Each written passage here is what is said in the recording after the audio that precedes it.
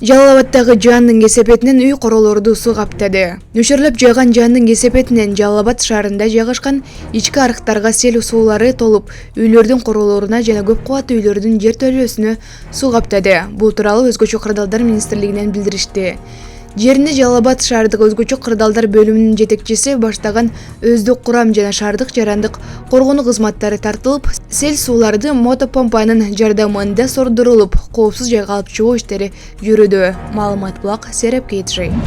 Туннель 129-133 ар жаап чыгат.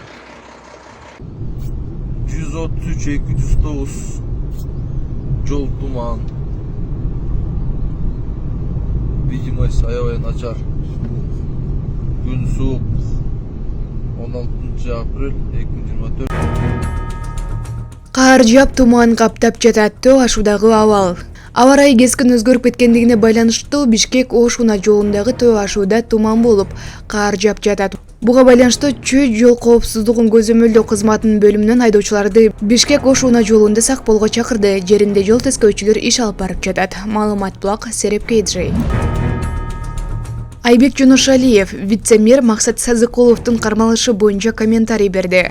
Максат Сазыкулов менин орун басарым болчу. Ал транспорт жана коммуникацияларды караган жетекчи. Бүгүнкү күндө укук коргоо органдарынын анын аким болуп турган учурга байланыштуу суроолору бар экен. Бул мен мэр болуп дайындалганга чейинки иштер. Сот өзүнүн чечимин чыгарат, биз ага чейин күтөбүз, деди кала мэри. Маалымат булак Спутник Кыргызстан.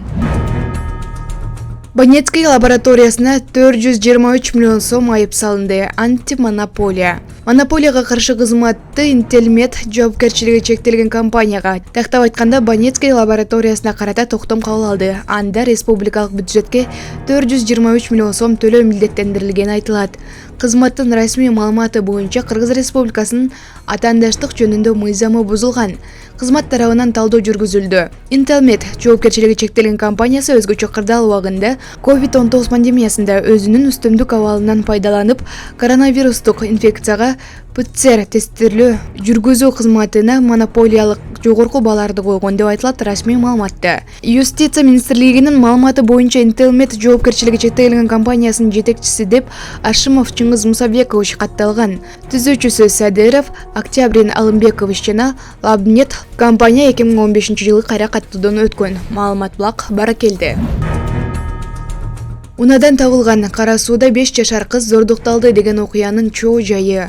Ош облусунун Кара суу районунда Урматтуу Москва шаарындагы мекендештер, Умбем клиникасы төмөнкү кызматтарды сунуштайбыз. Педиатр, гинекология, стоматология, неврология, хирургия, кардиология, лор, УЗИ жана башка. Андан тышкары массаж жана бардык лабораториялык анализдер. Толук маалымат +7 925 103 22 77. Биздин дарек Москва шаары, метро Нахимовский проспект, Сивашская 7, корпус 2. Сиздин ден соолугуңуз биздин камкордук. 5 жашар кызды зордуктады делген киши жергиликтүү тургундар кармап кийин ал милицияга өткөрүлгөн. Аталган окуянын жагдайлары боюнча Ош облустук ички иштер башкармалыгынан редакцияга буларды билдирди. 15 апрелде Кара суу райондук ички иштер бөлүмүнө Ош облусунун 1991-жылы туулган А аттуу тургуну арыз менен кайрылган. Ал ошол эле күнү эртең менен 2019-жылы туулган Сыны аттуу кызы уктап жаткан бөлмөсүндө жок болуп жаткандыгын билдирген. Бул факты каттоого алынып, тергөөгө чейинки текшерүү иштери башталган. Окуя болгон жерге ыкчам тергөө тобу чыгып, тийиштүү издөө иш-чаралары жүргүзүлүп, изделип жаткан кыз Кара суу районунун аймагындагы Таладан бейтаныш жарандын унаасында отурган жеринен табылган. Топтолгон материалдардын негизинде 165-берене адамды уурдоо жана 155-берене сексуалдык мүнөздөгү зомбулук аракеттер боюнча кылмыш иши козголгон. Тергөө амалдарынын жүрүшүндө кылмышка шектүү катары унаанын ээси Ош облусунун 1993-жылы туулган УЛЗ аттуу тургун кармалып камакка алынды. Жарылануучу кызга карата соттук медициналык экспертиза дайындалды. Учурда жарылануучу кыз ата-энесинин жана дарыгерлердин көзөмөлүндө тергөө амалдары уланууда. Маалымат булак Кактус Кейджи.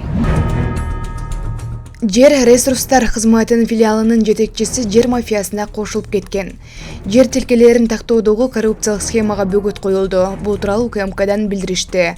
УКМК тарабынан Чүй облусунун Сыгата районундагы Новопокровск жана Люксембург айыл аймактарынын аймагындагы 11 гектар жер тилкелерине менчик укугун мыйзамсыз каттоо жана легалдаштыруу үчүн соттун чечимдерин бурмалоо, мамлекеттик органдардын ишин жасалмалуу фактылары аныкталган.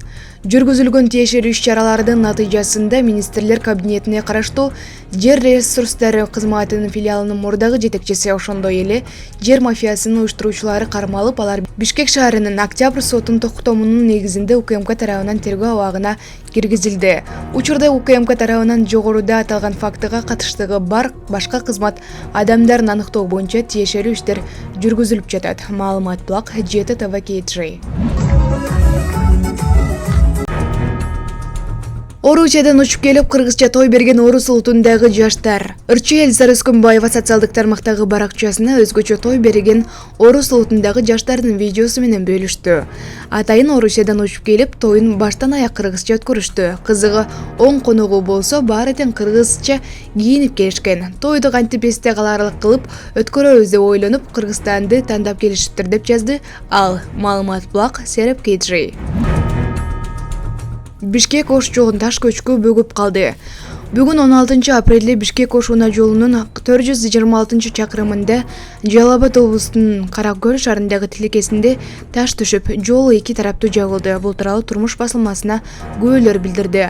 Алардын айтымында жол жабылганынан улам 1 сааттан ашык убакыттан бери унаа тыгыны пайда болду. Жол тейлөө ишканасынын кызматкерлери келгенге чейин жолдогу ташты тургундар тазалады. Маалымат Булак, Турмуш КТЖ.